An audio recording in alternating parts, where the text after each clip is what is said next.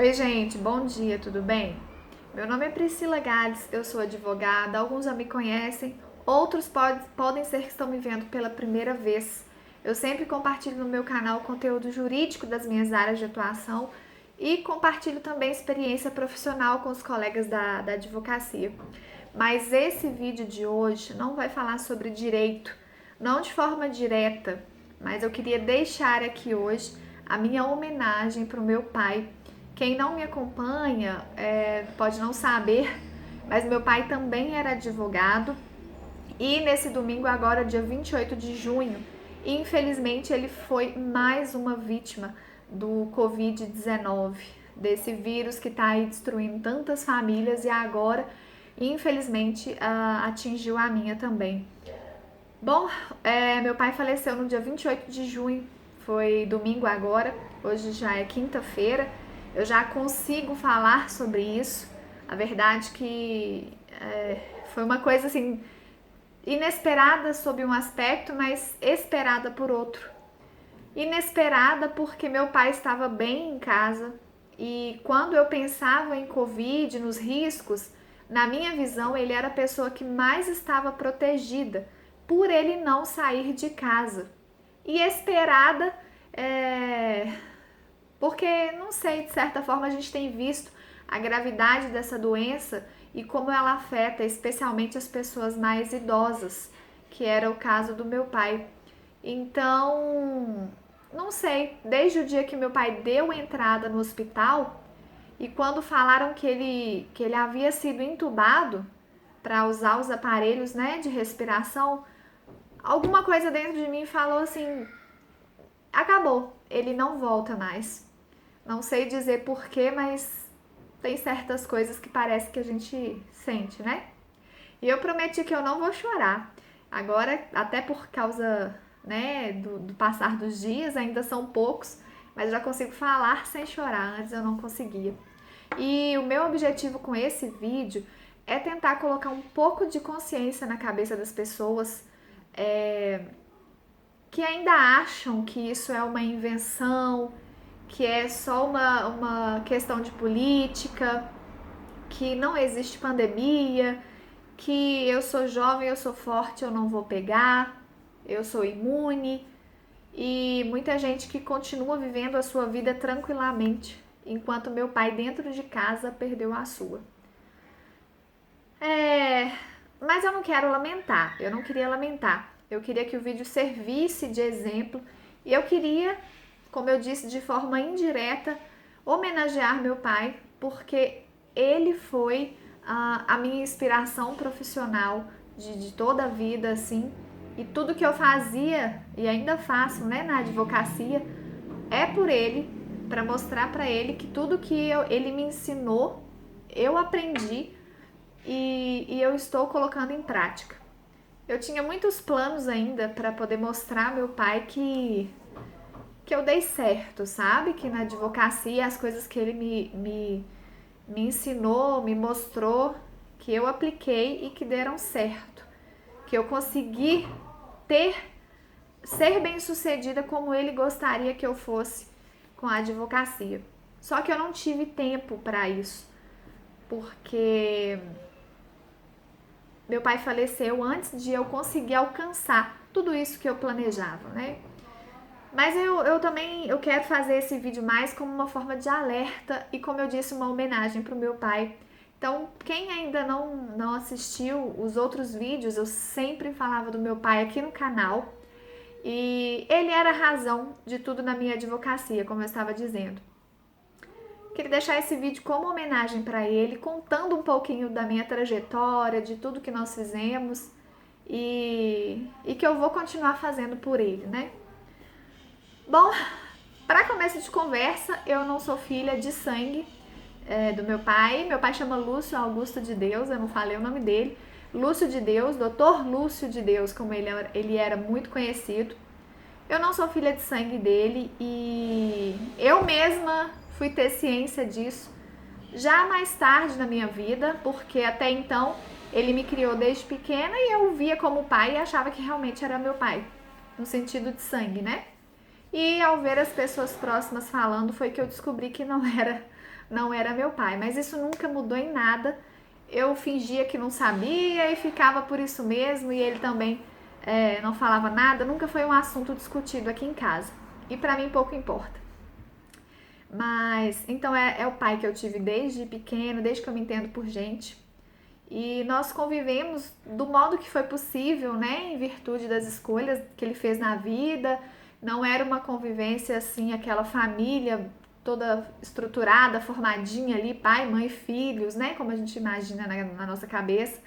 Meu pai tinha várias famílias, vários filhos, mas ele dividiu o tempo dele entre todos da forma que ele achava que era o melhor, né? E passei minha infância assim, e quando eu entrei na adolescência, já no ensino médio, eu comecei a trabalhar com meu pai no escritório. Foi um recomeço para ele também na época, porque ele tinha ficado parado por algum tempo. Então nós começamos a eu aprender e ele a reaprender a advocacia. E nesse meio tempo foi onde eu conheci a desapropriação, que foi a primeira ação que eu tive contato direto. É, foi uma coisa assim, uma bênção na nossa vida mesmo, porque apesar de sem saber nada a respeito dessa ação, meu pai já desatualizado, eu estudando ainda no ensino médio, nós conseguimos aprender ali na prática mesmo, nós conseguimos aprender e foi isso que pagou a faculdade minha, pagou a faculdade das minhas irmãs e de outros irmãos. Então, graças ao esforço dele, e eu não vou chorar. Graças ao esforço dele, nós conseguimos, né? E eu entrei então na faculdade com muito sacrifício. A gente passava falta de muita coisa aqui em casa. E a gente montou o nosso escritório na sala de casa mesmo, a gente atendia as pessoas ali.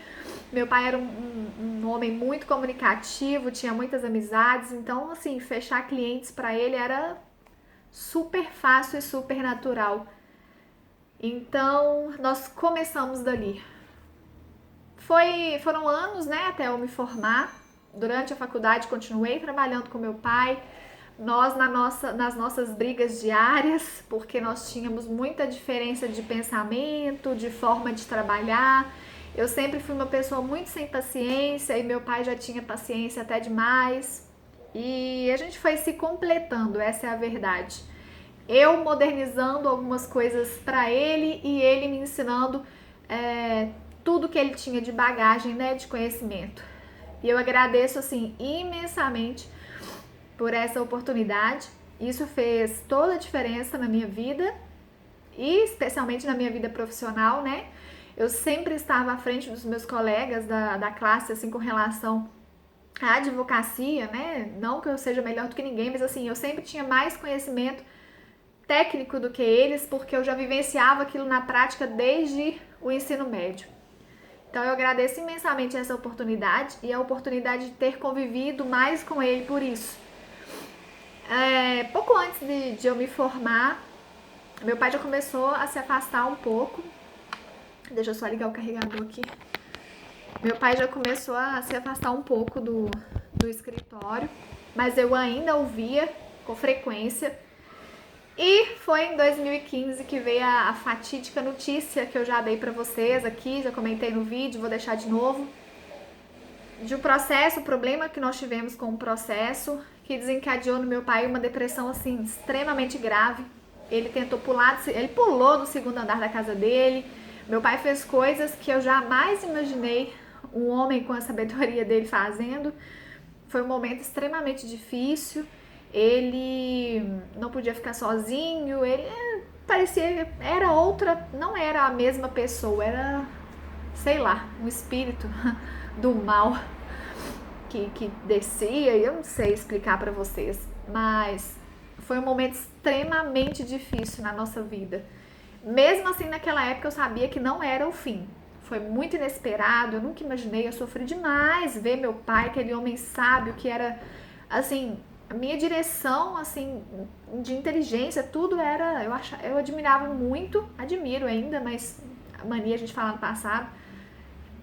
eu vi tudo aquilo cair por terra com um problema mental que não tinha explicação. A pessoa dormiu bom e acordou daquele jeito. Enfim, veio todo esse problema, meu pai ficou 30 dias no hospital psiquiátrico, teve que tomar medicamentos fortíssimos e ao longo desse tempo todo aí ele vinha se tratando. Agora, meu pai já estava assim, bem recuperado mesmo dessa depressão. Inclusive, ele falou comigo que ia voltar a trabalhar.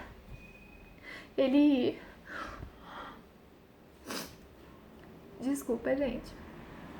Alguns dias atrás, ele me pediu um livro de desapropriação, porque ele disse que ia voltar a trabalhar. E não deu tempo. Não deu tempo. Na mesma semana que eu prometi pela última vez de mandar o livro pra ele, que eu não queria fazer isso, né? Por causa da pandemia, eu não podia ir lá. Eu não via meu pai desde dezembro. E quando ele estava no auge da recuperação, veio a Covid.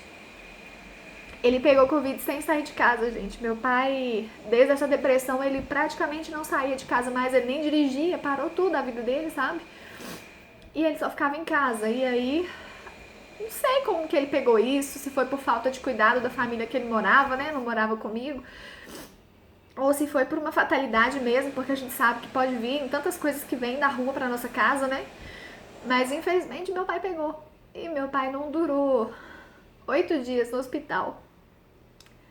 É muito triste ver um familiar da gente assim, uma pessoa que a gente ama, que a gente admira, e vem uma doença dessa que em pouco tempo faz tanto estrago. Não tem o que fazer. Você deixa seu familiar no hospital e não tem contato mais, tem notícia uma vez por dia pelo telefone, não sabe como a pessoa tá, enfim.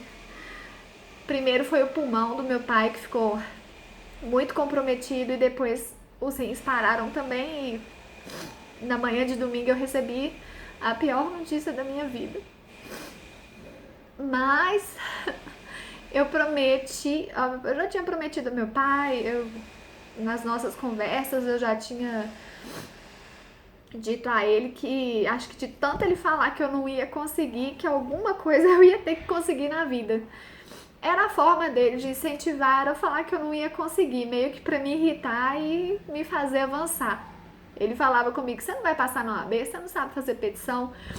E graças a Deus eu quase fechei a prova. E tudo que ele falava assim, eu tinha prazer só pra contrariar ele mesmo, de me fazer o meu melhor e provar pra ele que eu consegui. E eu queria fazer isso com a advocacia, mas eu não cheguei onde eu gostaria de chegar a tempo, né? Mas é isso.